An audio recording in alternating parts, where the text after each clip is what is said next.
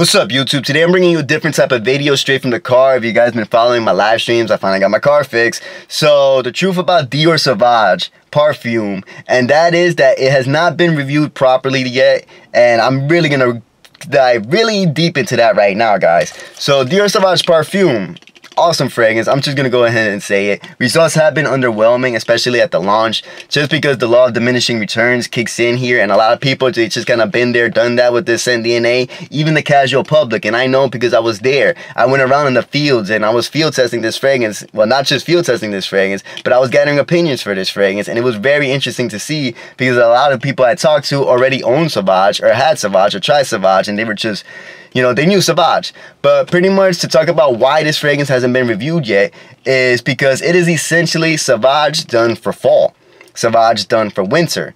This is a fragrance for Sauvage lovers who wanted something to, you know, complement those seasons, because Sauvage in essence at its core was a summer spring fragrance. It was, you know, heavily reliant on the citrus, pepper, and ambroxan combination, which ambroxan, if you don't know, like, it's just really an airy substance. It doesn't add too much depth or body to a fragrance, but it does kind of push it and elevate it in a bit, and it does prolong longevity. So if you can ever get a sample of just pure ambroxan, which I smelled multiple times, I wore it multiple times by itself, it really just doesn't stand out too much on its own. So when you're talking about Sauvage, it was that bergamot peppery combo that the people fell in love with, and this is also evident by the clones, because there were tons of clones of Sauvage that lacked the ambroxan note, and yet it still smelled 99% identical to Sauvage. And that is why, because there was a very big misrepresentation of what ambroxan actually smells like. However, a lot of people mistook the two peppers playing off of each other, the Sichuan pepper and the regular pepper, as the ambroxan note in Dior Sauvage. And yeah, guys,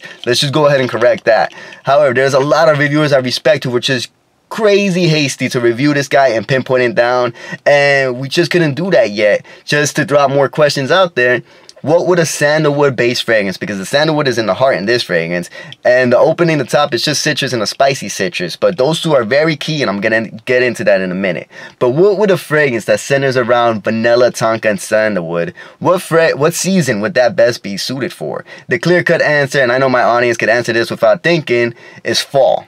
Fall or winter, of course, depending on the, you know, the level of dosage in the fragrance. However, why, more questions just going to be shooted at you guys to get you guys into my level of thinking.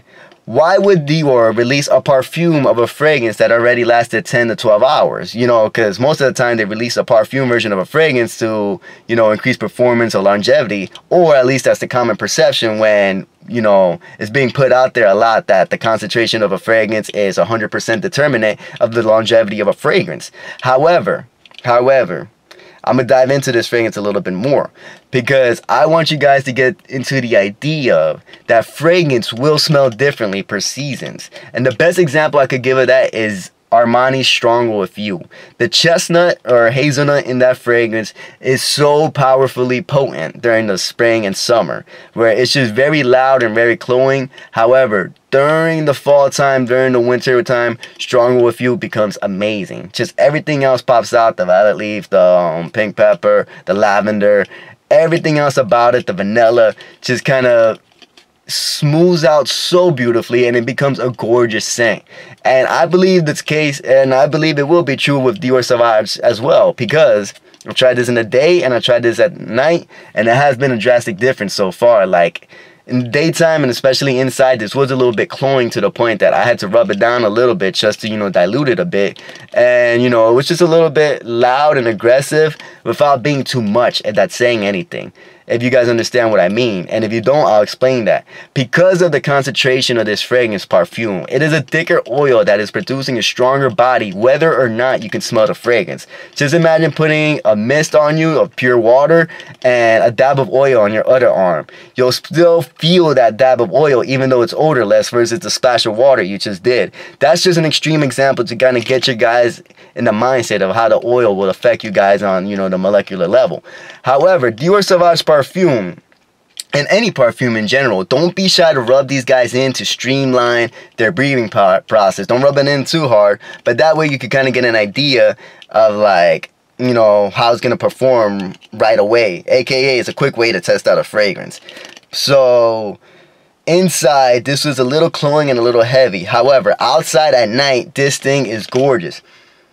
And I got it on over here, and it's crazy because it just plays into itself so well. You got a really nice vanilla Tonka dry down. I would say this is like a much higher quality Jimmy Choo Man Blue. However, it has that little tinge, that little hints of the spicy citrus to just give it this nice little interesting tickle to it. And I strongly believe in this fragrance that it's gonna be, you know, it's another banger for fall and winter. Like, it's gonna be that subtle, sexy fragrance because it is a fall fragrance. However, it's not as heavy as some of the other fragrances. It's not as out there. And I really respect Dior for doing that, you know, not making another syrupy, sweet, cloying fragrance. Although it does capitalize on a lot of the similar notes, it's interesting how it does it in just the right amount of dosages, and it capitalized on the perfume status so that it was able to use these notes, however, not make it too heavy.